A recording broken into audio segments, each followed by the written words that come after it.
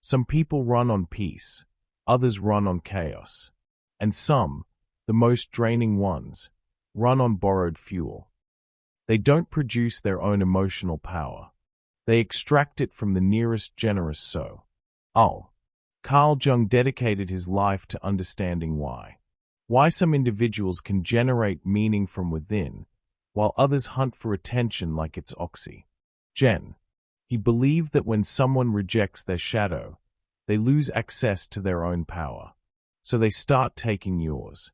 They enter your life like cars running on fumes, pretending everything's fine, while silently searching for a gas pump disguised as a person. And the more fuel you give, the more their tank seems bottomless. But here's the part no one ever talks about. When a car runs out of gasoline, if it's flexible enough, it can simply switch to another fuel. Humans do that too. Except, their alternative fuel isn't something you'll want to be anywhere near. Because what replaces attention is somewhat darker, more aggressive. A kind of psychological hunger Jung warned us about. One that grows when the unconscious mind feels exposed. You think you're just stepping back to protect your peace. But to them, it's the beginning of an existential crisis. And the shocking question is, what happens to someone who can't refuel from within, when the person they rely on suddenly refuses to play the part of the gas station? Once you understand the answer, you'll never again allow anyone to take the wheel of your mind. Toxic people can't survive without attention. It's their oxygen, their fuel, their way of staying relevant in the social ecosystem. Carl Jung would say their ego depends on external validation because their inner world, the unconscious mind, is chaotic and fragmented. They create drama not by accident, but by instinct. If you're not focusing on them, their insecurity rises, so they manufacture situations that force you to look their way, even if it's through conflict. They don't want peace. Peace starves them. In Jungian psychology, this dynamic reveals a crucial truth. When someone hasn't done their shadow work, they feel threatened by anyone undergoing inner transformation. The more self-aware you become, the more dangerous you appear to the ones stuck in emotional darkness. You grow, they panic. You heal, they feel exposed. It's like shining light on a creature that prefers to hunt in the dark. They'll use sarcasm, guilt, or even silent treatment to pull you back down where they feel comfortable, in negativity. Let's be honest, we've all met someone like that. A co-worker who insists on interrupting your peace with complaints and chaos. A family member who finds a way to make every gathering about their suffering. They show up saying things like, "You never support me. After everything I've done. Must be nice to have your perfect life." Or the classic silent stab. "Wow, you've changed." They play the archetype of the eternal victim, because victims attract attention. But attention isn't love, it's currency. Jung would say they operate through a wounded persona, projecting their repressed self onto anyone who still has access to joy.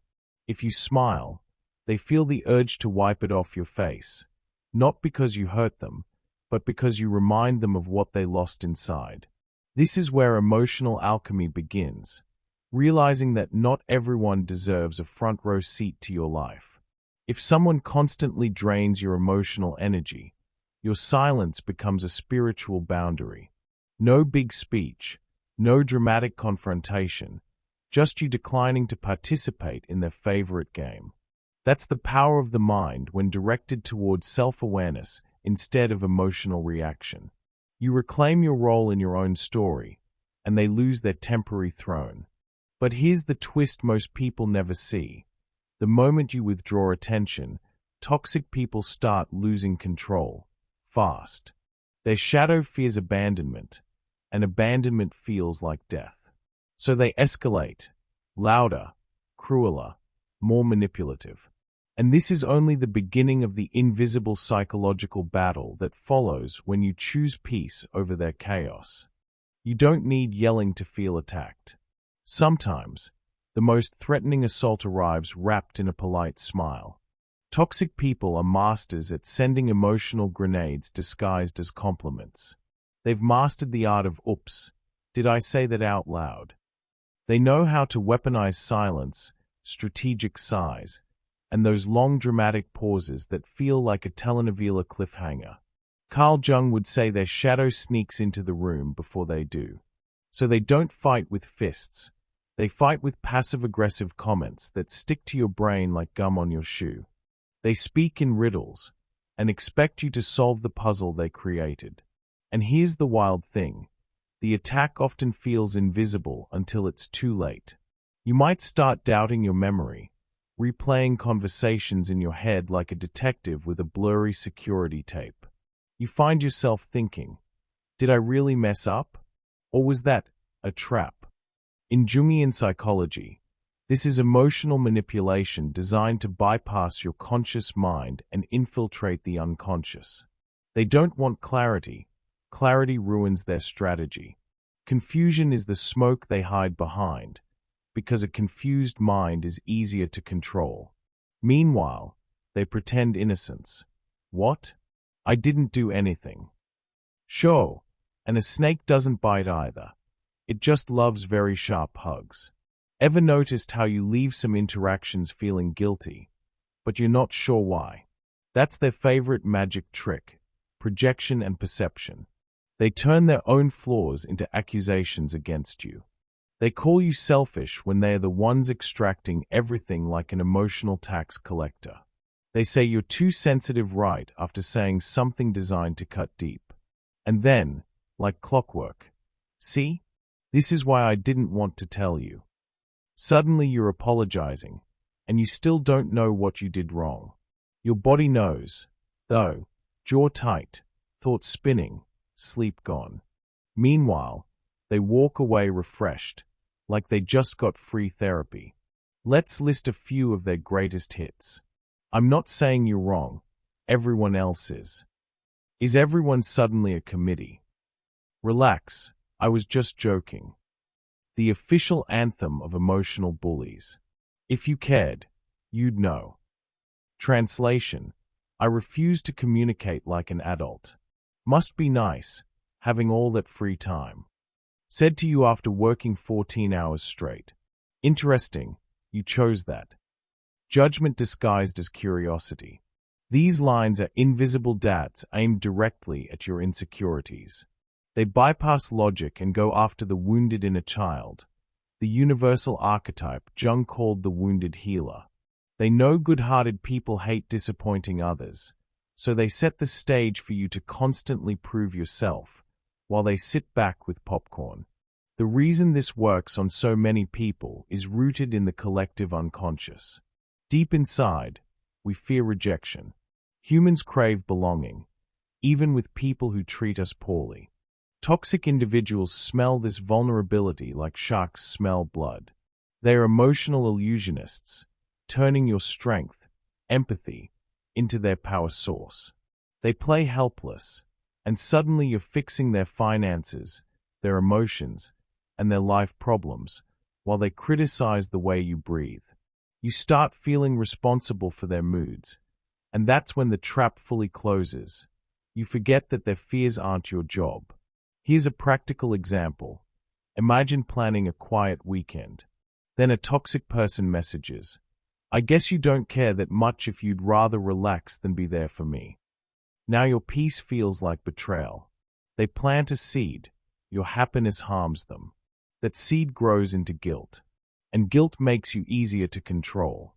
The manipulation is psychological, but the cost is physical. Headaches, insomnia, burnout.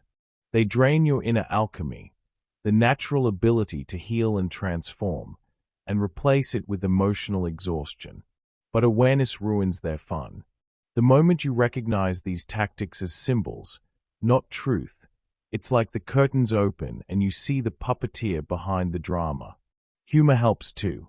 Picture them as a wildlife documentary.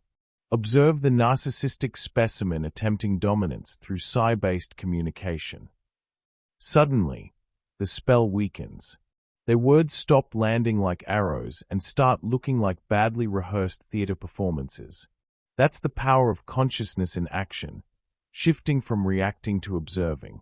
And once you see their behavior clearly, a new strategy emerges, one that doesn't require shouting, crying, or defending yourself. A strategy that uses silence not as a retreat, but as victory. The next phase of this transformation is not loud. It's quiet. Quiet like someone who finally understands their worth and refuses to fight for it ever again.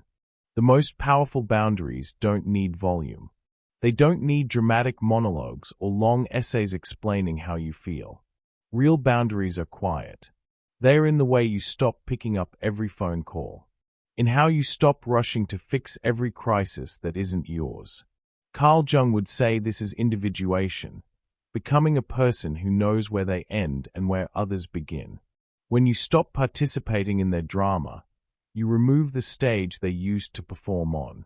Some people expect permission for everything. Toxic individuals expect permission to your peace.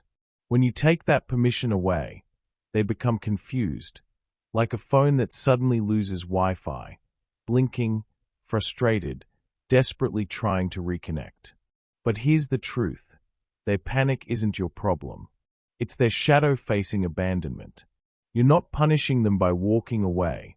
You're protecting your self-awareness and conserving your inner alchemy for what actually matters. Setting boundaries isn't just a psychological good idea. It's a physical health strategy. A 2017 study published in the Journal of Behavior Therapy and Experimental Psychiatry found that people who struggle to say no show higher levels of anxiety and emotional fatigue. Another research backed by the American Psychological Association showed that clear boundaries reduce cortisol levels, meaning less stress, less rumination, less losing sleep replaying conversations at 3 a.m. In simple terms, boundaries are vitamins for your nervous system. Let's make this practical. You can set silent boundaries like not replying immediately just because they demand it, smiling calmly when they try to provoke you, saying no without writing a dissertation afterward, ending conversations that turn toxic. I'm not discussing this right now. These aren't walls, they are filters. They allow love, respect, and empathy in, and keep manipulation and chaos out. Toxic people believe they own your emotions. So when you stop reacting, they don't just lose power, they lose identity. Jung described this as the collapse of the persona. Their carefully crafted image doesn't work anymore when you refuse to play the supporting role. Meanwhile, you're evolving through the power of the mind, becoming the observer, watching the game from above instead of being dragged inside it. That's what spiritual awakening looks like in daily life. Peace that doesn't need approval. And the best part, when you honor your boundaries, you start attracting different kinds of people. Those who see your worth instead of exploiting it. Those who value your time and energy instead of consuming them. In archetypal language, you transition from the prey to the one who commands the territory of your own life. But don't expect everyone to celebrate the new you. Because when toxic people lose control, well, that's when they enter a very unpredictable phase of desperation. The moment you stop feeding a toxic person your attention, everything changes. It's like turning off the Wi-Fi in a house full of teenagers. Chaos, confusion, irrational survival instincts kicking in. Their ego, which Carl Jung would describe as a shadow-built identity, feels threatened. Because when someone has relied on controlling you to feel powerful, your silence becomes a direct hit to their psychological oxygen supply. They don't just dislike boundaries, they fear them. So they shift strategies. First comes the everything is fine act. Overly friendly, suddenly helpful, love-bombing like a redemption arc in a movie. If that doesn't work, here comes guilt theater. Sad eyes, heavy sighs, dramatic posture. And if guilt fails, they escalate into blame, anger, twisting narratives faster than a plot twist in a psychological thriller. This emotional whiplash is actually a studied pattern in behavioral psychology called intermittent reinforcement, unpredictability designed to keep you hooked. They may try emotional nostalgia, reminding you of every time you were there for them, hoping you'll forget the many times they were not there for you. They may try social tactics, gathering allies, storytelling behind your back to rebuild their sense of authority. They may even suddenly need you urgently for things they never needed help with before. Not because they can't function, but because they can't function without controlling you. There's a biological panic underneath their behavior. Studies from UCLA show that, for people with narcissistic tendencies, rejection activates the same neural circuitry as physical pain. Jung pointed out that the ego fears annihilation above all else, and boundaries feel like annihilation to someone whose only sense of self exists through dominance. So their desperation isn't actually about losing you.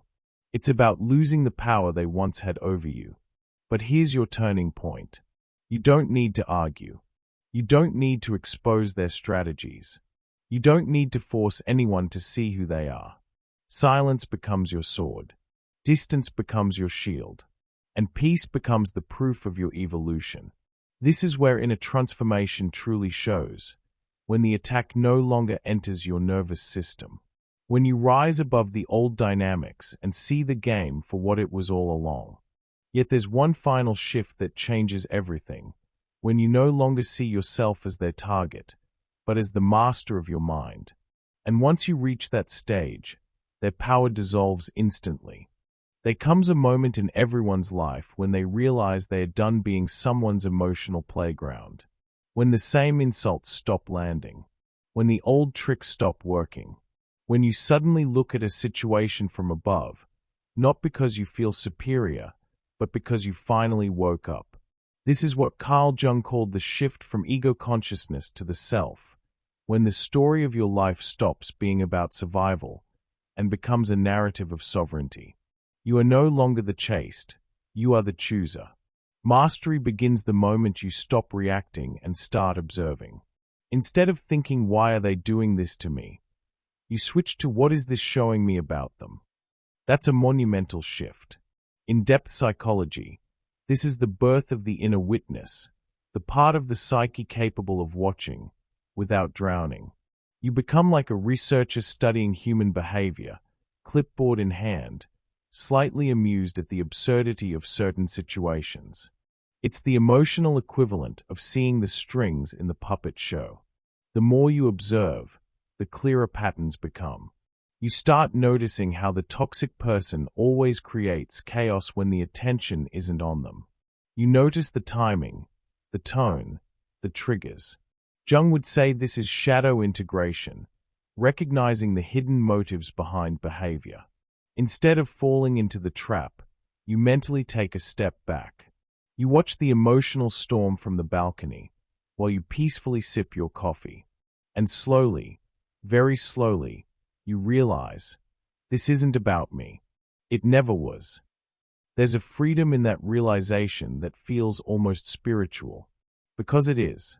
This is what inner transformation actually looks like, not meditation retreats in Bali, though those are nice, but choosing peace in the middle of emotional chaos. It's the moment you understand that you control the power of your mind, that your nervous system no longer dances to the rhythm of someone else's dysfunction. Jung called it the individuation process, your soul selecting who it will share its energy with and who it won't. As you become the observer, you start noticing how much mental space you have reclaimed. Thoughts get clearer. Self-worth grows. The anxiety that used to show up like an uninvited guest finally stops knocking. Why? Because your psyche realizes it's safe now. Research from the University of Toronto shows that cultivating observer awareness, seeing thoughts and emotions without identifying with them, dramatically reduces stress and increases resilience. You're not suppressing feelings, you're mastering them. And here's where humor comes in. The moment you stop reacting, toxic people look confusingly small. like a character in a comedy who doesn't know the audience is laughing at the script they repeat every day. Their insults become predictable punchlines. Their manipulation becomes a silent film with missing subtitles. You catch yourself thinking, seriously? That's the best you've got? When you reach that point, congratulations, you've passed the final psychological level. Now let's get practical. Detach emotionally. Respond later, when calm becomes your native language. Redirect your focus. Put energy into those who reciprocate, not those who extract. Track your triggers. When you notice them, you take their power away. Create mental distance. Imagine a glass wall between their behavior and your peace. These are not defenses of fear. They are strategies of self-respect. Because ultimately, becoming the observer isn't about silence. It's about clarity. It's understanding, deeply, that you do not need to convince anyone of your worth. If someone can't see your value, binoculars and a flashlight won't help. A healed mind stops auditioning for spaces it has already outgrown.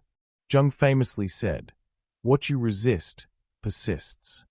When you stop resisting toxic behavior emotionally and start observing it intellectually, it loses power instantly. It can't hook you anymore. It can't drag you into the old role. This is the psychological equivalent of uninstalling a virus program you didn't install in the first place. And something else happens, something profound. You start seeing your own shadow more clearly too. You recognize when you seek validation, when you overextend, when you say yes to avoid conflict. This is not a moment of shame, it's a moment of awakening. Because the person who sees their shadow can finally step out of it. That's why the observer is not passive. The observer is powerful. They choose their battles. They choose their peace. They choose their inner circle. They choose their self-respect daily. And with every choice, they step further into the life they were meant to live. The most revolutionary act in a toxic environment is simply this: remaining yourself, unbothered, in full sovereignty of your mind. This is what makes you untouchable. Not coldness, not silence, not withdrawal, but the realization that you no longer need to defend what already belongs to you. Your worth, your sanity, your emotional freedom. Once you reach this stage, a subtle but undeniable truth emerges. Toxic people don't lose control of you. You simply stop allowing them to control anything. And that's when the game ends, not with noise, but with mastery. So now, take a slow breath, and look at how far you've come only by seeing. Because awareness, real awareness, is what separates those who stay stuck in toxic cycles from those who rise above them with clarity and power. You've spent years giving away your calm, your time, your emotional gasoline, hoping that fueling others would make them drive better. But Carl Jung taught us something crucial. Until you make the unconscious conscious, it will direct your life, and you will call it fate. This whole time, you weren't dealing with fate. You were dealing with people who learned to run on your fuel. But the moment you finally turn off that pump, you start discovering something extraordinary. You were never the passenger. You were the one holding the keys. That's the real meaning of the title of this video. Smart Minds Overcome Toxic People, Carl Jung's Hidden Truth. Because intelligence isn't about arguing, convincing, or suffering to be understood. It's about seeing the invisible game and quietly taking yourself out of it. Not with revenge, not with noise, not with fear, but with evolution. Think back on your life for a moment. How many times did you silence your inner voice just to keep someone else calm? How many sorries did you say just to keep the peace you were never given in return? How much of your emotional freedom was traded to stop someone from falling apart? You deserve better. You deserve balance. You deserve respect, love, reciprocity, and peace that doesn't come at the cost of your sanity. You are stepping into a new chapter of self-awareness. A chapter where your energy goes to those who honor it, where your boundaries are the doors that protect the castle of your psyche, where you don't panic when someone tries to control you, because you finally understand something deeper. They only tried to control you because they couldn't control themselves.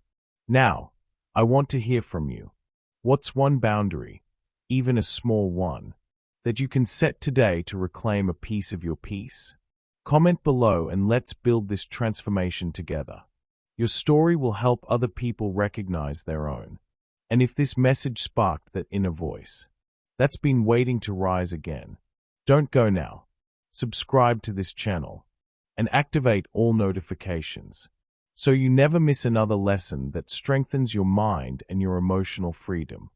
There are more insights about Jungian psychology, more tools for your mental resilience, and more hidden truths that will help you stay unshakable, even when toxic people try their hardest to bring you back into their chaos. One more thing.